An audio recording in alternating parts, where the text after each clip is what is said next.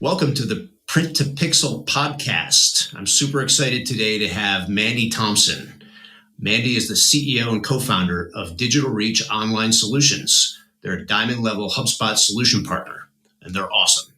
Mandy's the quick thinking, automation loving leader of a 40 plus person team that helps companies make their business processes and the tools they use to deliver it a competitive advantage. Her team specializes in implementing and customizing the HubSpot CRM platform, optimizing sales, marketing, and service operations for businesses of all size. This process facilitates seamless interactions with customers and fosters revenue growth at every stage of the customer's path to purchase. For sales teams, this translates into tailored pipeline management, full cycle sales enablement, and CRM optimizations aimed at maximizing revenue. I've had the pleasure of working with Mandy and have come to know her as a travel-loving, snowboarding foodie. If we're not careful here today, we're going to spend the entire episode talking about our favorite trips and mountains. And by the way, that would be great. I mean, what's wrong with that? That's exactly. And audience, if you're ever in Albuquerque, Mandy knows all the best breakfast joints. So, so welcome to Print to Pixel, Mandy. Oh, thanks so much, Dennis. It's great to be here. Awesome. Well, I'm psyched to have you. And, I know the audience would love to learn a little bit more about you and about Digital Reach. And so we'd love to start these episodes with your origin story. How did Digital Reach come to happen? How did you get involved in it? And tell us about the very beginning of this. Yeah, I would say that Digital Reach definitely had very, very humble beginnings. So it started with copywriting because I wanted to be a digital nomad back in 2011. And that was a skill I had that I knew I could travel with. And so started there. And then as I went from writing the copy to putting it onto websites. So starting to manage the back end a little bit, went into starting to design websites and then manage social media and then getting into managing paid ads. So it kind of built from there. So in 2017, started employing the first person who was an employee at Digital Reach. His name is Charlemagne Renolo. He is still with us, and he's based out of Oslo in the Philippines. And then early 2018, we were getting some momentum and added some more team members. And then we were really kind of a lifestyle shop, we like to say. We weren't pushing for a ton of growth really fast. We were growing at a healthy pace, but we were traveling a lot too and kind of keeping that in balance. And then during the pandemic, number one, our clients' needs changed and all of these systems that we had been duct taping together with Zapier and Google Optimize and WordPress, people started really needing a more stable foundation as they had to move their entire business online. And so that's when we became HubSpot partners. And with that, we could offer better marketing services, marketing operations services, improve our advertising, and then, of course, really focusing on the HubSpot product suite. I think we had really great timing in becoming a partner to HubSpot because 2020, right, was when their non-compete with Salesforce ended. And so they really started to invest a lot into the Sales Hub, Service Hub, and other products that they could not previously. So I think it was a really fortunate intersection for us. So in that time when we had more demand and we also could not travel because, right, everywhere was closed.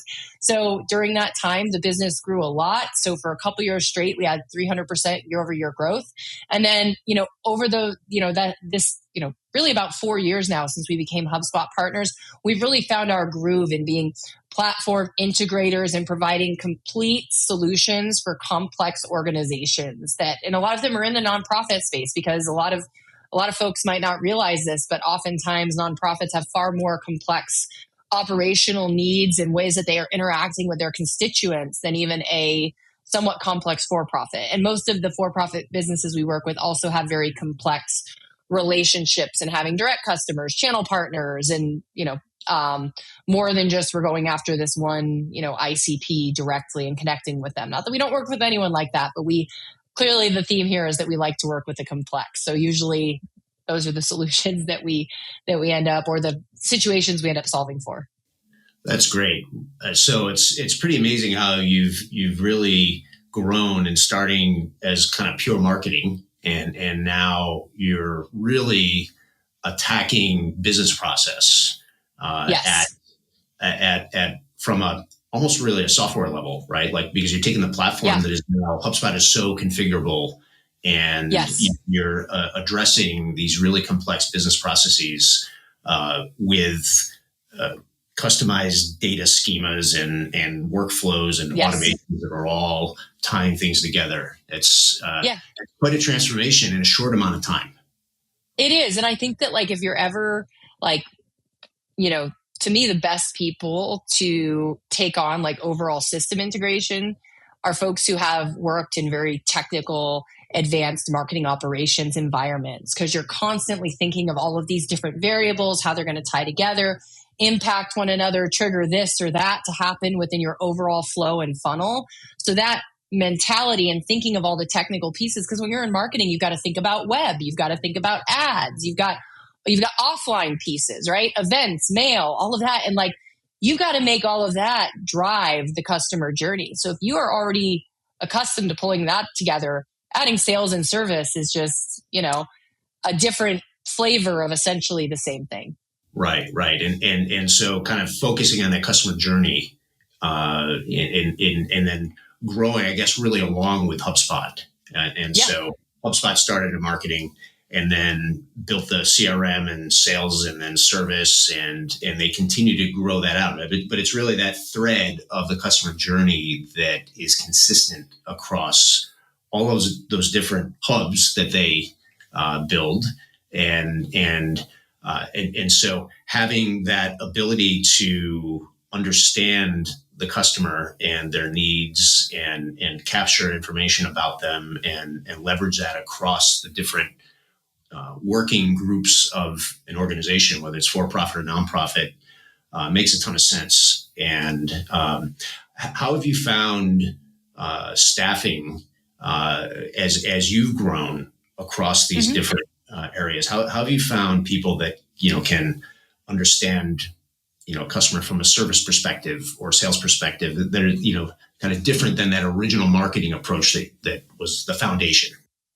Yeah, that's a good question. I mean, I think that, it really, number one, depends on what you're focusing on as far as your services and what problem you're solving, right? So I think that for folks in this space, whether you're looking for a service provider or whether you want to be one, understanding the problem you're solving, right? Like, for example, onboarding is the most common label of services in the HubSpot ecosystem, right? Like we're not really like interested in just onboarding people. That's not what our specialization is. Do we onboard people as a part of customization, implementation, system integration? Yes. But just like, okay, you just got the marketing hub and here's how to use it. And you're going to kind of, you're going to drive and I'm going to be in the passenger seat telling you what to do. That's more of a part of a bigger picture for us, right? So I think just even being able to name, because the person who's great at onboarding someone is going to be really different than the person who's great at like, okay, all of these different data streams need to come together. And in this situation, this one is the parent. But in that situation, that one's the parent. And when these two meet, in these situations, this one's the parent. And then in those situations, that one, right? And can go through all of that conditional logic. And so I think when you're in that type of, when you're looking at that type of solutioning, what's really important is somebody who understands the architecture, right? And so we actually break things up. Like we have our solutions engineers and our solutions consultants who really understand how to make the system behave, right? And then we have our marketing operations team that is more thinking about how the human is interacting, meaning the customer, right? Because I will say this, on the solutions engineering and solutions consulting, they're thinking about how the internal folks, those stakeholders are going to interact with the system, right? And then our marketing ops, rev ops team, they're in the position to think about how is all of this impacting our constituents or our customers and how can we learn more about them? And so I think that, again, you have to think about, and this is what's hard when companies want to hire an in-house person. Those are all very different people. They're different profiles. So we use one of the most important things in our hiring process. It's not, I like to say that it doesn't put people in a specific box of like they can't do things outside of their psychometric behavior profile, but you're going to get a really good idea of what makes somebody comfortable, right? And so there are certain characteristics that are never going to thrive in a solution engineering role, right? And certain characteristics that are never going to thrive in a solutions consulting role, right? Like that person has to own the relationship and have command. If that person is, not dominant or social, they might be able to do it, but it's probably not going to make them super happy, right? And so understanding who people are and like playing to those strengths and not trying to like, when you see these job descriptions sometimes for HubSpot admins, like I want a super analytical person who has command and can train our sales team. And it's like, okay, well, typically that like the person who's really good at analytics and the person who's going to wrangle salespeople, that is rarely the same person, right? And so, and I also want them to build, right? Yeah, and I also want them to build workflows and be a master at the HubSpot API. I'm like, when you find this person, you tell me. But I don't know. I've been hiring for this for 4 years and hiring technical marketers far longer than that. And I have not seen one person who is great at all of those things. They might be able to do it, but like, prioritization, right? So like, I think when you're building that team is understanding, and it took us time to find ourselves. I think it takes everyone time to be like, what do we want to do? What do we not want to do? Who do we want to do it for? Okay, we had this person in this role that didn't succeed. Why didn't that succeed, right? How do we need to redefine this? So like we work with a consultant for predictive index. That's what we do for our, behavioral testing. And if we get a bunch of misses, it's like we need to redo this profile. I don't think we really understand who we need in this seat right now, right? So I think it's being honest about that and not trying to, as a business owner, if you're the one doing the hiring, like just like think about yourself, right? Like you're not good at everything. We might like to think we are, but we're not. So, be realistic with yourself and with others about what we can expect people to thrive at, and then put those, like good to great, right? Get the right people in the right seats. Exactly. Yeah. Well, it's easier said than done, for sure. And, yes. So always learning. Kudos to you and the team for having built what you've built. It's really tremendous. So, we've had the opportunity to work together with an organization known as the Connecticut Project. Yeah. And let's talk a little bit about that relationship that you've built over time. And, Digital Reach is the lead, and Postalytics is a service provider, and we're helping to drive results. But we'd love to hear about, how that came about and really the strategy around using direct mail with other channels and with HubSpot to really drive results for the Connecticut Project. Yeah. So that's a really cool story because number one, it has stretched HubSpot into territory that, to my knowledge, HubSpot had not been before, right? And so really visionary leader over there that we're working with, a man named Mel, and he's incredible. And so he had this like, I want to do everything on HubSpot. And I'm like, okay, what all do you need to do, right? And we've worked with political organizations before. And so it's a complex data model because we've got data coming in from multiple sources where data is being purchased from, right? But also interactions, right? We have advertising interactions. We have door knocking, canvassing interactions. We've got chapter meetings. We've got press conferences for different bills and policies. So there's a lot of places that data is coming from, right? And so he wanted to have it all centralized. He believed that even though HubSpot doesn't use the term constituent, it uses customer, that you could still bend it to be able to accomplish all their goals. And we agreed. And so, we needed to build a canvassing platform on top of HubSpot. So we built an application that ties into the platform that allows their team to work in a web app when they're in the field, but then go back to HubSpot to run through the prospecting workspace, to go through and follow up with people that they talk to out in the field, do custom integrations with L2 and Policy Map and their different data providers, and then be able to push out all of their different, all of the different marketing channels that they need. And then manage all the different, like the life cycle stages are very different, right? And like when we're looking at the data, like, yes, we want to move people through to be volunteers and supporters and all of that.